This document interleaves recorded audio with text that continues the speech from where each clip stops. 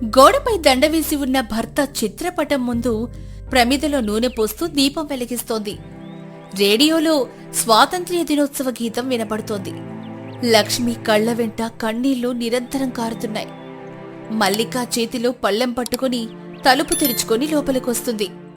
అమ్మా, ఉదయం నుంచి చూస్తున్నాను. ఇంకా నాన్న ఫోటో వైపే చూస్తూ కూర్చున్నావా? కనీసం మంచినీళ్ళు కూడా తాగలేదు. ఇలా ఎంతసేపు ఏడుస్తూ కూర్చుంటావమ్మా? ఏం తినను తల్లి, నా కడుపు నిండా మీ నాన్న జ్ఞాపకాలే ఉన్నాయి. రేపు ఆగస్టు 15 దేశమంతా జెండాలెగరేస్తూ స్వాతంత్ర్య దినోత్సవ సంబరాలు చేసుకుంటుంటే నా గుండెల్లో మాత్రం ఆరని నిప్పుల కొలివి మండుతోంది తల్లి. నాన్నమంతా ఉండుంటే ఈ సమయానికి మన పల్లెటూర్లు స్వాతంత్ర్య దినోత్సవానికి ఎంత సందడి ఉండేదో కదమ్మా. ఊరందర్నీ ఒకటి చేసి పాఠశాల ముందర జెండా ఎగరేసి స్వీట్లు పంచుతూ ఎంత సంతోషంగా ఉండేవాడో. అవును తల్లి, కానీ ఆ విధి మనపై దయ చూపలేదు. ఆ పుల్వామా దాడిలో మీ నాన్న దేశం కోసం ప్రాణాలు అర్పించింది కూడా. రేపటికి మీ నాన్న మనల్ని వదిలెళ్ళి 3 ఏళ్లు పూర్తవుతాయి. నాన్న లేని ఈ స్వాతంత్ర్య దినోత్సవం నా జీవితంలో చీకటిని నింపేసింది తల్లి. అమ్మా, ఏడవకమ్మా. నాన్న దేశం కోసం, మనందరి రక్షణ కోసం అమరుడయ్యాడు. సైనికుడి భార్యవైన నువ్వు ఇలా ధైర్యం కోల్పోతే ఎలా? మనం ఇలా ఏడుస్తూ కూర్చుంటే నాన్న ఆత్మ బాధపడుతుంది. నాన్న ఊరి కోసం, దేశం కోసం పడిన తపన్ను మనం ముందుకు తీసుకెళ్ళాలి. మనమేం చేయగలం తల్లి? ఒక విధవరాలనైనా నేను, చిన్నదానివైన నువ్వు ఊరి కోసం ఏం చేయగలం? అమ్మా, మనం వెంటనే బట్టలు సర్దుకొని మన పల్లెటూరికి బయలుదేరుదాం. నాన్న ఏ ఊర్లోనైతే స్వాతంత్ర్య దినోత్సవాన్ని ఒక పండుగలా చేసేవారో అదే ఊర్లో నాన్న ఆశయాలను మనం మళ్లీ ప్రారంభించాలి. నాన్న ఊరి ప్రజల కోసం పాటించిన పద్ధతులను మనం మళ్లీ పునరుద్ధరిద్దాం. అప్పుడే నాన్న ఆత్మకు నిజమైన శాంతి లభిస్తుంది. పల్లెటూరికా తల్లి? మీ నాన్న పోయాక మనం ఆ ఊరి మెట్ల ఎక్కలేదమ్మా. ఊరి ప్రజలు మనల్ని ఎలా స్వీకరిస్తారో ఏమో. నాన్న ఆ ఊరి ప్రజలకు ప్రాణం ఇచ్చాడమ్మా. ఊరి ప్రజలు నాన్నని ఎప్పటికీ మర్చిపోరు. మనం వెళ్దామమ్మా. నాన్న జ్ఞాపకార్థం, ఊరి మేలు కోసం మనం ఈరోజే ఊరికి ప్రయాణమవుదాం. సరే తల్లి, నీ ధైర్యమే మీ నాన్న ధైర్యం. బయలుదేరదాం అని పల్లెటూరికి బయలుదేరతారు. కాసేపటికే మల్లిక, లక్ష్మి ప్రయాణ సంచులతో ఊరి వీధి గుండా నడుచుకుంటూ రామయ్య ఇంటి ముందరికి వస్తారు. రామయ్య అరుగుపై కూర్చొని ఆలోచిస్తూ ఉంటాడు. రామయ్య తాతగారు, నమస్కారం. ఎవరది? లక్ష్మమ్మ, మల్లిక, ఎంతకాలమైంది మిమ్మల్ని చూసి. పట్టణం నుంచి ఎప్పుడు బయలుదేరారమ్మా? హఠాత్తుగా ఊరి వైపు అడుగులేశారు. నమస్కారం రామయ్య గారు. ఇప్పుడే బస్సు దిగి నేరుగా మీ దగ్గరికే వస్తున్నాం. మీ ఆయన మన ఊరి బిడ్డ, దేశాన్ని కాపాడే సైనికుడు. అమరుడై రేపటికి 3 ఏళ్లు కదమ్మా. ఈ ఆగస్టు 15 వస్తుందంటే చాలు ఊరంతా ఆయన్నే గుర్తు చేసుకుంటుంది. ఆయన లేని లోటు ఈ ఊరికి తీరనిది. రామయ్య తాతగారు, నాన్న లేరనే బాధ మా గుండెల్లో ఉంది. కాని నాన్న చేసిన మంచి పనులను, ఆయన కలలను ఈ ఊరిలో మళ్లీ జీవింపచేయాలనే ఆశతో వచ్చాం. రేపు మన ఊరి పాఠశాల వద్ద స్వాతంత్ర్య దినోత్సవ జెండా వందనం చాలా ఘనంగా జరపాలనుకుంటున్నాం. ఎంత మంచి మాట చెప్పావు తల్లి. మీ నాన్న ఎలాంటివాడో తెలుసా మల్లిక?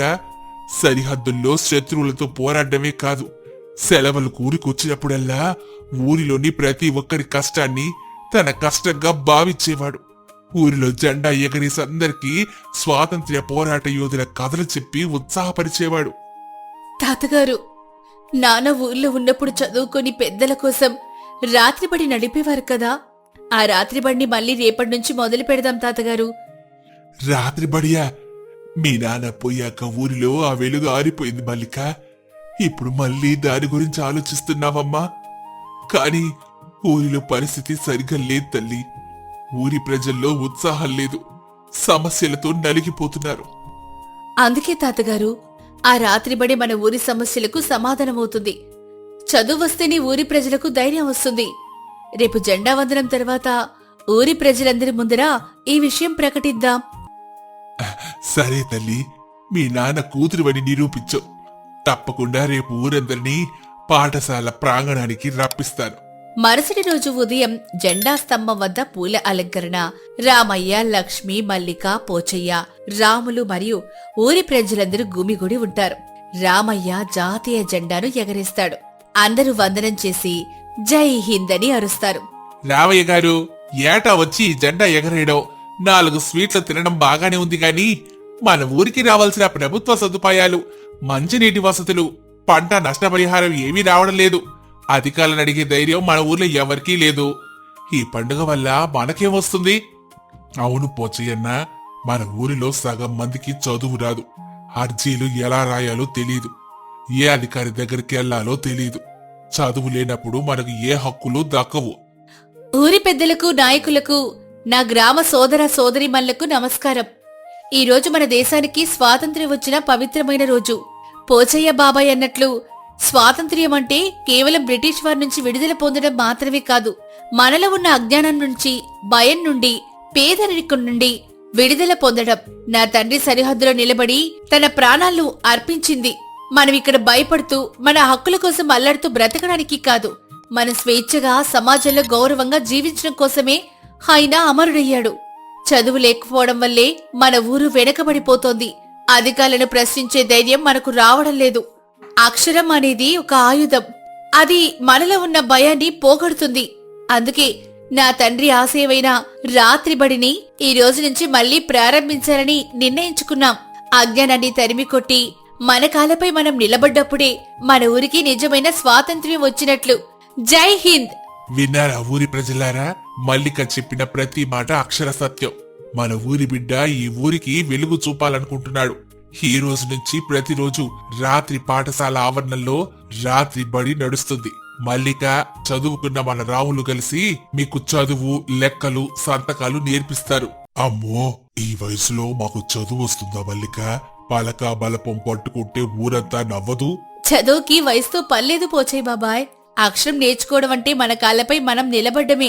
మీరందరూ వస్తే చదువు నేర్పించే బాధ్యత నాది. అలాగే మల్లిక, మేము రాత్రి బడికొస్తాం. మన ఊరిని మార్చుకుంటాం.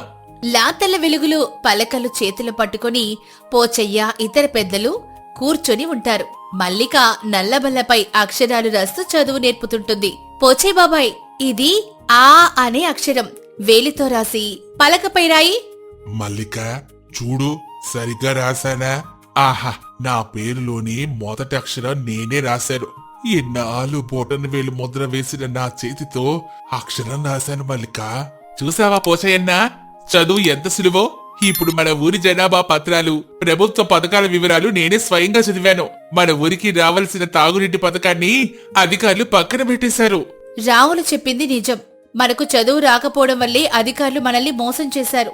ఇప్పుడు మనమందరం కలిసి మన సంతకాలతో అధికారులకు అర్జీ పంపుదాం. కొద్ది రోజుల తర్వాత ఊరి మండల అధికారి తన సిబ్బందితో ఊరికొస్తాడు.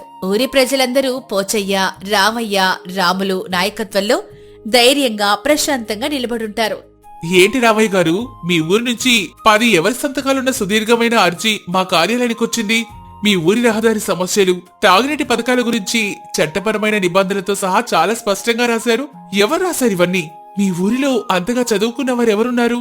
అయ్యా అధికారి గారు, ఆ సంతకాలు వేరెవరో చేయలేదయ్యా. ఇగో ఈ చేతులతో మేమే చేసాం. అర్జీలు మేమే రాసాం. మీరా? పోచయ్య గారు, గతంలో మీరు బొటని వేలు ముద్ర వేసేవారు కదా? అవునయ్యా, ఒకప్పుడు మాకు అక్షరం రాక భయపడి బొటన వేల ముద్ర వేసేవాళ్ళం. కాని మన ఊరి అమరవీరుని కూతురు మల్లికమ్మ మాకు రాత్రి పడి పెట్టి చదువు నేర్పింది. అక్షరం నేర్చాక మాకు భయం పోయింది. మా ఊరి హక్కులను ధైర్యంగా అడిగే స్వాతంత్ర్యం మాకొచ్చింది. చాలా సంతోషం పోచయ్య గారు. చదువు మనుషుల్లో ఎంతటి మార్పు తెస్తుందో మిమ్మల్ని చూస్తే అర్థమవుతుంది. మీ అర్జీని మా ఉన్నతాధికారులు పరిశీలించారు. మీ ఊరికి నిలిచిపోయిన రహదారి నిర్మాణం, త్రాగునీటి పథకం 2 మంజూరయ్యాయి. రేపటి నుంచే పనులు మొదలవుతాయి. లక్ష్మి, మల్లిక ఊరి ప్రజలందరూ అమరవీరుడైన సైనికుడి చిత్రపటానికి పువ్వులు సమర్పించి శ్రద్ధాంజలి ఘటిస్తారు. సరిగ్గా అదే సమయంలో గాలికి జాతీయ జెండా అత్యంత వైభవంగా రెపరెపలాడుతుంది.